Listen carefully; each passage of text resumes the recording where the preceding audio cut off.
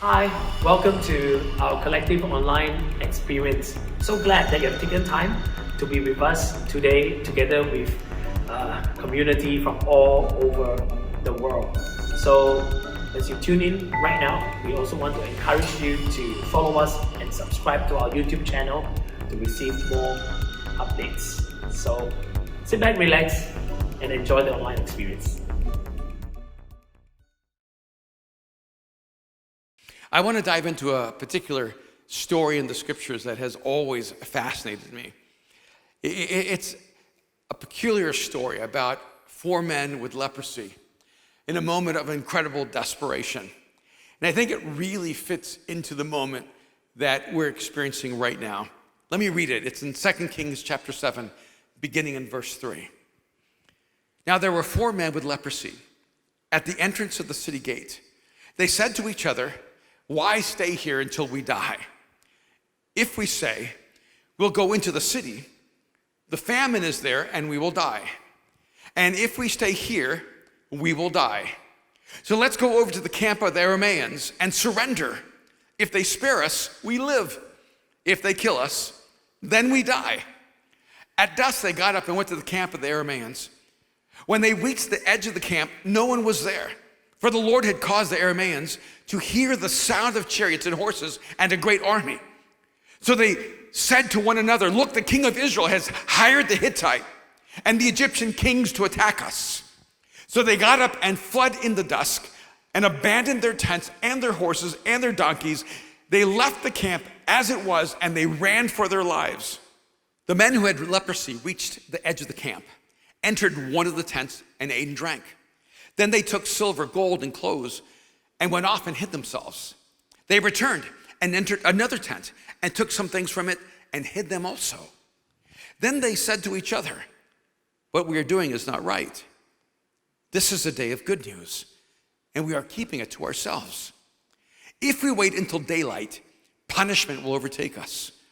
Let's go at once and report this to the royal palace." So they went and called out the city gatekeepers and told them, "We went into the Aramean camp and no one was there, not a sound of anyone, only tethered horses and donkeys, and the tents just left as they were." The gatekeepers shouted the news and it was reported within the palace. This for me is one of those incredible moments where you see the contrast of desperation and hope. And a moment where four individuals had to make an ethical choice of whether they would live simply for themselves or live for others. Whether they would see the outcome of their lives as simply measured by how they came out of the situation, or whether they saw the outcome of their lives based on how many people they were able to help. We're in the middle of a crisis right now. And some of us have never imagined a moment like this one. There are people who are just absolutely filled with anxiety and fear, people who are anxious and distraught. And in fact, Kim told me the other day she was talking to one of the neighbors, and as she was talking to them, they were literally backing up, making sure they kept a distance away from her. And this was before they were telling us to be that cautious. And it seems like every week there have been new levels of precautions. Every week we're told to be in smaller and smaller and smaller groups. In fact, I don't know if we can get any smaller. Pretty much now we're supposed to be alone. And yet, in our aloneness, we can feel an incredible sense of loneliness and desperation. And what can happen is that we become completely focused on self-preservation. But for those of us who are in a relationship with the God who created us, for those of us who are in a relationship with Jesus Christ, we are never to the place where we should be filled with desperation, because we are never at the place where we've been abandoned.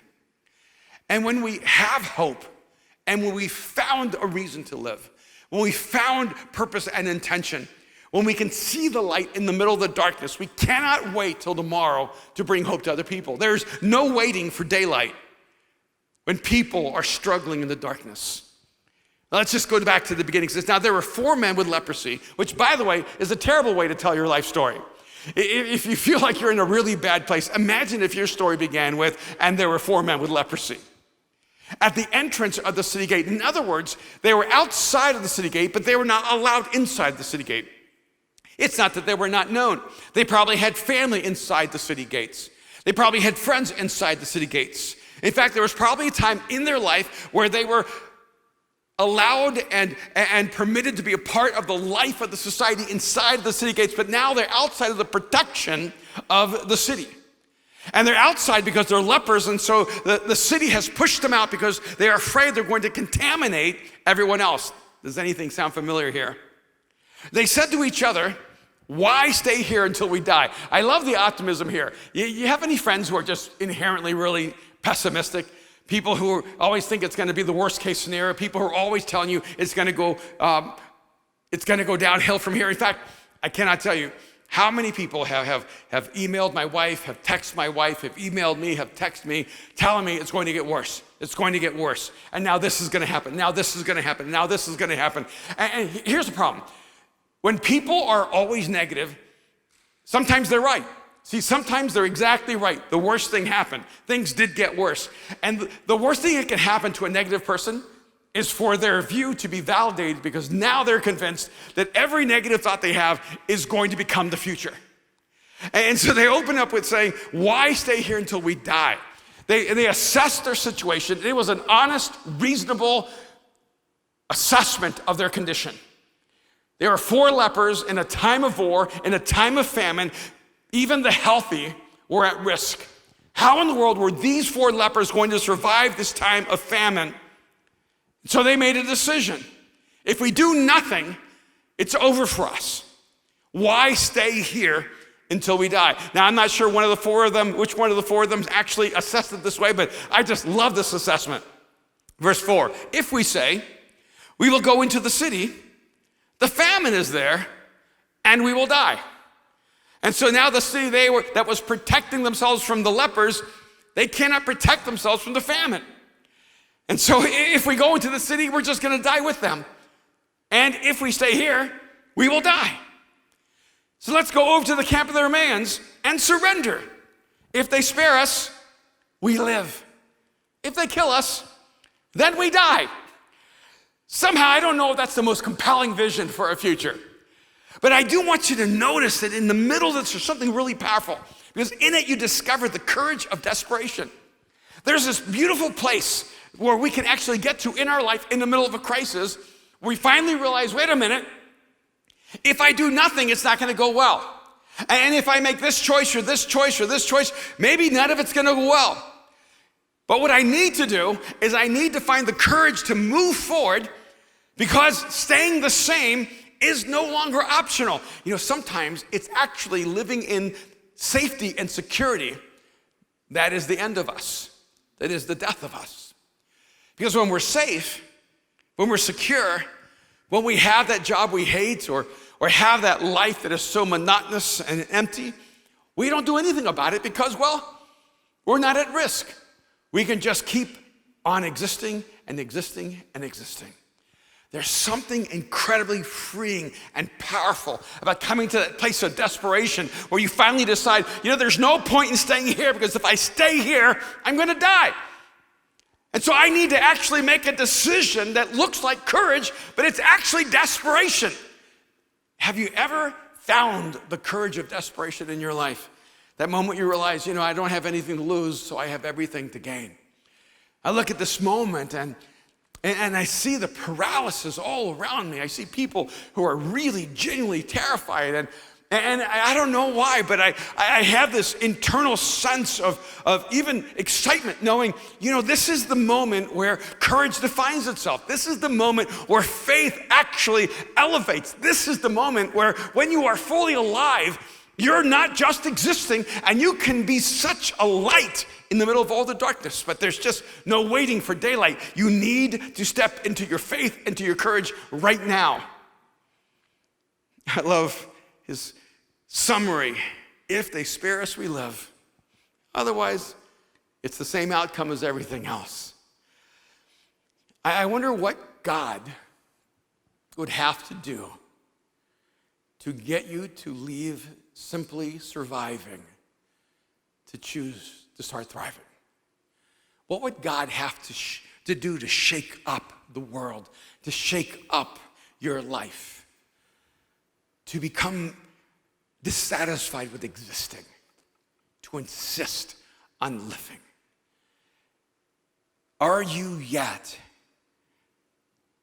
at the place where there's a desperation that can actually move you to say, God, I refuse to accept a life that is less than the life you created me to live? Let me just encourage you right now to find the courage of desperation that will move you forward, where you have nothing to lose and everything to gain. And then it goes on in verse 5. It says, at dusk they got up and went to the camp of the Arameans, where they reached the edge of the camp and no one was there. For the Lord had caused the Arameans to hear the sound of chariots and horses and a great army, so that they said to one another, look, the king of Israel has hired the Hittite and Egyptian kings to attack us. So they got up and fled in the dusk and abandoned their tents and their horses and their donkeys. And they left the camp as it was and ran for their lives. And so these 4 lepers finally journey down to the Aramean camp. They go to the enemy side because they know if they stay in the safety of their own kingdom, of their own land, they will die in the famine, and it'll be a slow, painful death. So they might as well cross to the enemy territory to take this huge risk of their lives, to go into the Aramean camp, to surrender themselves. Which I think is this powerful metaphor. Because when they go to surrender themselves so they might live, they walk into the camp and all their Arameans are gone. And they left everything. They left in terror. I think it's so interesting that they were living in fear and didn't realize that their Arameans had already been driven out by their fear. They heard chariots and horses. They heard an army that wasn't coming. By the way, that was the army of God. And what this beautiful moment is revealing to us is that there is a victory that only comes in surrender. In the same way that we need to find the courage of desperation, we need to find the victory of surrender. I know the language of surrender is kind of a tricky language when we talk about surrendering our lives to Jesus or surrendering our lives to God. Because after all, you only surrender your life to an enemy, right? You only surrender to an enemy. You don't surrender to a friend. And yet, in the most extraordinary way, God says, you don't even realize it, but you've been warring against me. You've been warring against love, and you've been warring against hope. You've been warring against the life that I've created you to live. And it's not that God is at war against us, it's that we even sometimes, without consciously acknowledging it, have lived at war with God. And when we surrender to God, we think we're stepping into the worst case scenario, but it's in that moment you realize, oh, there's a victory in surrender. There's a life that I cannot live until I trust God with my life. I wonder if in your life you struggle with trust issues. I have so many friends that really struggle with trust issues. And they have a struggle with trust issues because they've trusted people in the past and they found them to not be trustworthy. And what happens so oftentimes is if you've trusted someone in the past and they let you down, they didn't prove to be trustworthy, that we project that on God. And so it's hard to trust God because we think that God is like the people in our lives. But I want you to realize that a part of the journey of surrendering to God is because there's this inherent fear that if we trust God, he's going to let us down. And this beautiful imagery, God had already gone ahead of them. God had already prepared the way. God had already fought the battle. And so these 4 lepers are going into a city they think they're going to have to surrender to, but they actually enter the city and find that the city has already been surrendered to them. What is God trying to get you to step into right now that he has already prepared the way for you? He has already won that battle for you. He has already liberated that city for you, but you're hiding afraid, and so you're just living in the famine of your life rather than living in the abundance of what God has for you. But you can only step into it when you trust him. In the same way that you have to come to a place where you realize you just have nothing to lose and everything to gain. You have to come to that place where you realize that life is found in the dying. That when you surrender your life, when you give your life up to Jesus, He gives you a life you could have never had, you could have never known. And so these 4 lepers were now the recipients of a city full of everything they could have ever hoped or asked or imagined. And so they did what most of us would do. They began living in the good life. In verse 8 it says, the men who had leprosy reached the edge of the camp, entered one of the tents and ate and drank. They took silver and gold and clothes. I mean, really, what does a leper need with silver and gold? But they took all the silver and gold and clothes and went off and hid themselves. And then later they came back. Later they returned and went to another tent, and they took things from that one and they hid them also. So now you have these 4 lepers who have an entire city of abundance. And now they're just eating everything they can and drinking everything they can, but there's so much they cannot possibly consume everything that's there. And so they start taking gold and silver and clothes and hiding it so they can get to it later so that no one can ever have it. And I thought this is such a fascinating imagery.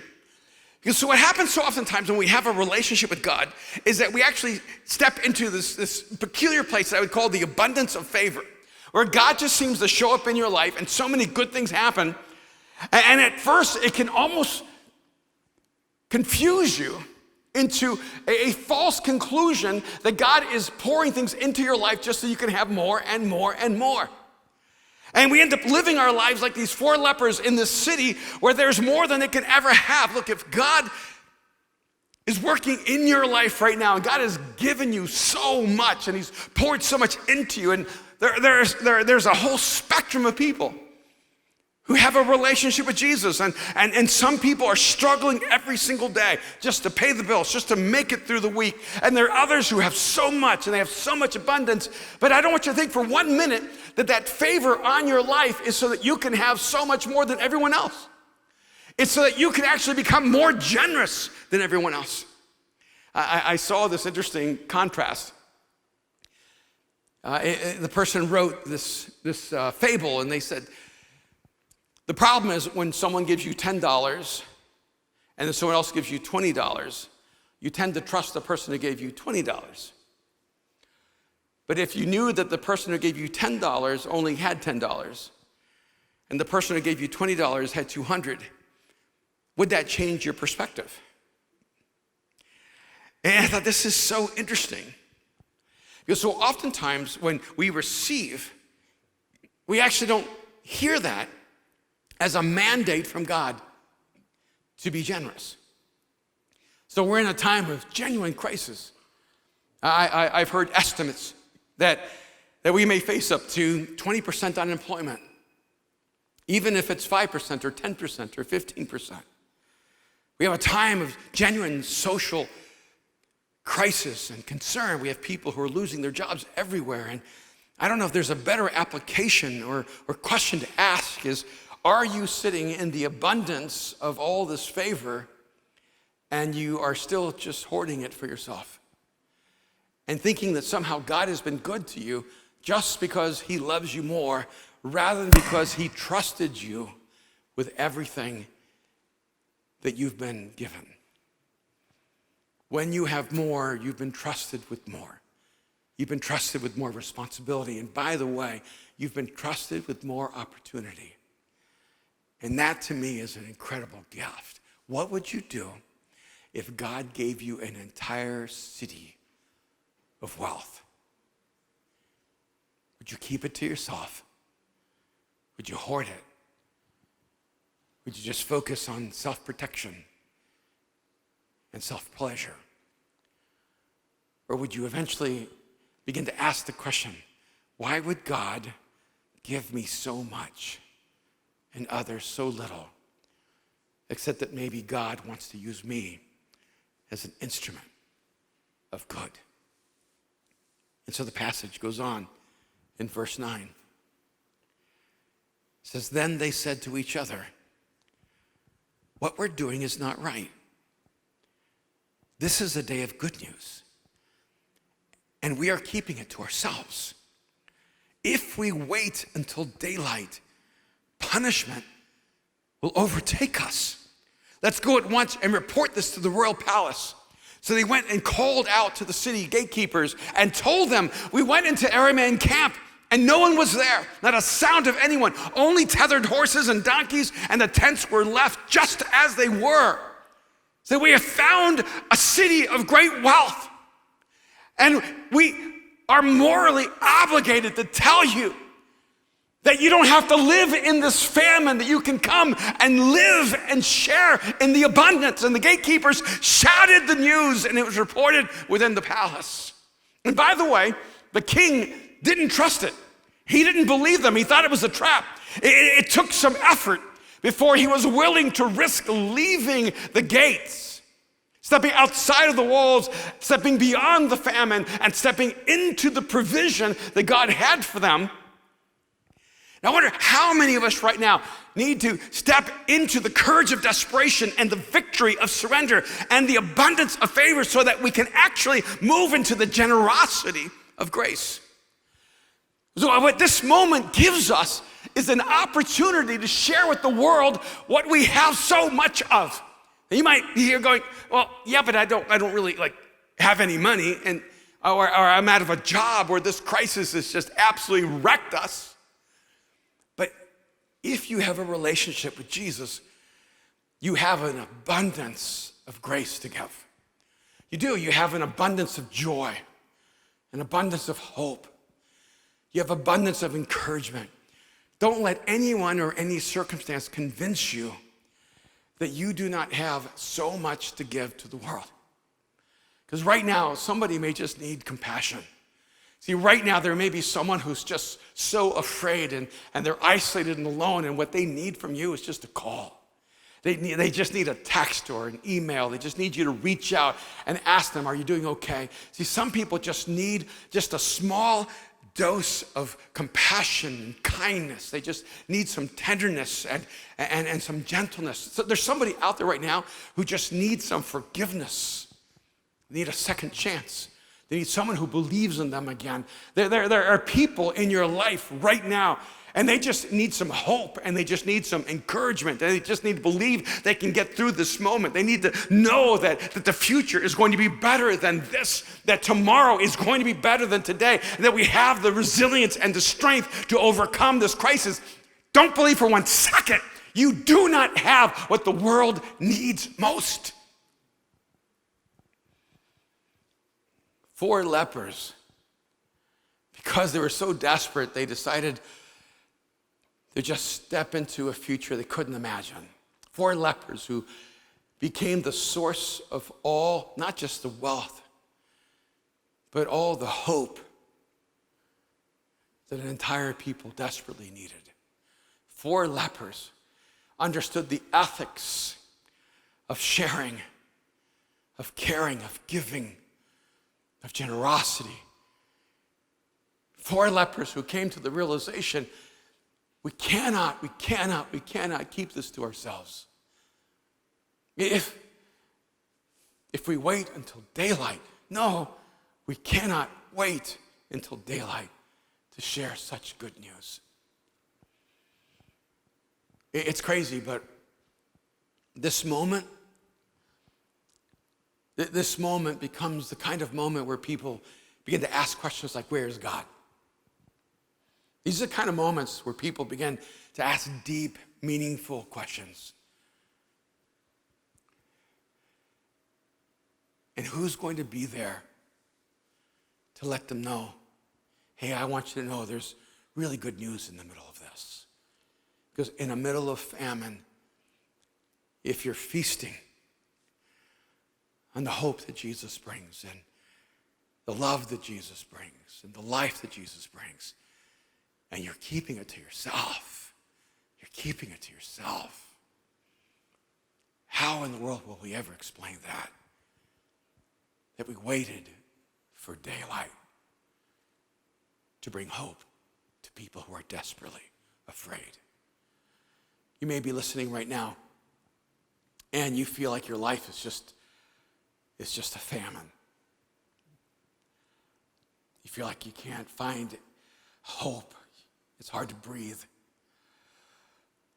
You're just struggling just to make it through the day. You don't know where your next paycheck is going to come from. You're not sure if you're going to have a job when all of this is said and done. And I want you to know that you are not alone. That there's a God who loves you, who sees you, who knows you. And in this moment, he wants to bring to you the hope you desperately need. The future that you hope is out there can actually be in here. That's why Jesus came 2,000 years ago. That's why he stepped into human history. So that you and I could know this beautiful, beautiful good news. That there's a God who died for us, who rose from the dead. There's a God who took on flesh and blood and walked among us. And that his name is Jesus. And that he's here right now in the middle of this crisis. Jesus is waiting for you to open up your life to him, to trust him. It's if you're listening right now and you've never crossed the line of faith and put your trust in Jesus, I want to invite you right now just to join me in just a brief prayer where you give your life to Jesus. Remember when those lepers said, hey, let's just go and surrender, because if they accept us, then we'll live. See, I want you to know that right now, if you would just trust Jesus with your life, you're going to be surprised, because he's going to receive you and love you and forgive you and set you free. Would you pray with me right now? Just one simple prayer, just one sentence. Jesus, I give you my life. Right now, just tell him, Jesus, I give you my life. Jesus, I give you my life.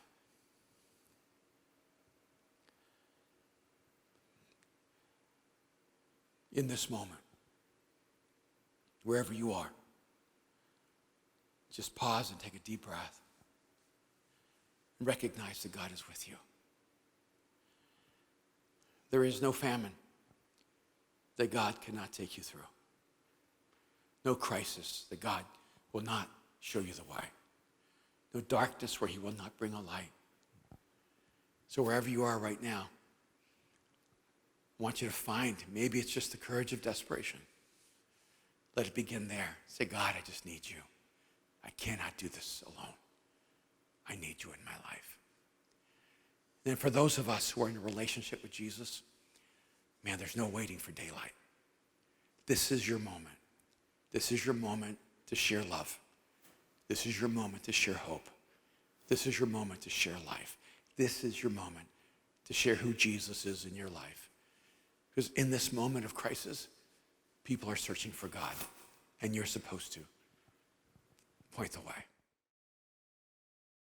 I hope you have been blessed and impacted by the message that we've prepared for you today. If in any way that the message is spoken to you, and if any prayer requests or needs, feel free to talk to us through these platforms that are made available. We want to connect with you and journey with you. And if you want to be a part of what we're doing through this period, you can also give with all this platform made available and be a part of our ministry as we share the message of God's love and hope to the rest of the world. Thank you now. See you the next time. Bye.